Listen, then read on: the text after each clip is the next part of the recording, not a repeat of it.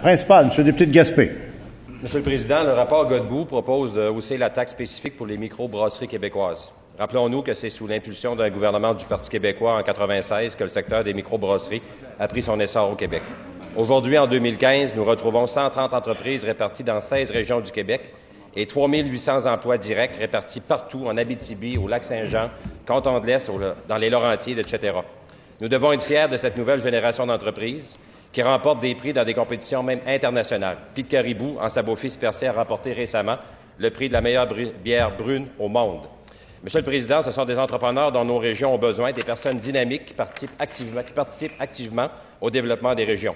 Est-ce que le ministre des Finances peut aujourd'hui confirmer qu'il renonce à implanter cette nouvelle taxe contre les microbrasseries québécoises? Monsieur le ministre des Finances. Monsieur le Président, on a passé énormément, un grand nombre de mois, même une commission parlementaire, à regarder le rapport Godbout. Il y a plusieurs recommandations dans le rapport Godbout sur la réforme de la fiscalité québécoise. À ce que je sache, on n'a rien mis en œuvre jusqu'à aujourd'hui. Je m'étais aussi engagé publiquement, il y a à peine quelques jours, à dire que, quelle que soit la réforme, qu'on va d'abord attendre et voir quelle va être la décision du nouveau gouvernement fédéral en termes eux aussi qui font une réforme fiscale. Donc on est très loin d'arriver à ces scénarios-là. Ça ne fait pas du tout partie de nos intentions de changer la taxe sur la bière du tout, Monsieur le Président. Complémentaire, Mme la députée de Tachereau. Que les gens comprennent, je vais vous citer le propriétaire de la microbrasserie Saint-Pancras à Bécomo. C'est certain que ça vient mettre fin à toute capacité de croissance de l'entreprise. Donc, le développement, c'est quelque chose qui va être obligé de mettre de côté. Après ça, la rentabilité, même en fonction des installations actuelles, est sérieusement menacée. C'est ça qu'ils ont compris, les propriétaires de microbrasseries. Est-ce que vous tenez véritablement à faire fermer des petites installations comme la microbrasserie Saint-Pancras de Bécomo? Monsieur le ministre des Finances. Je trouve ça vraiment désolant.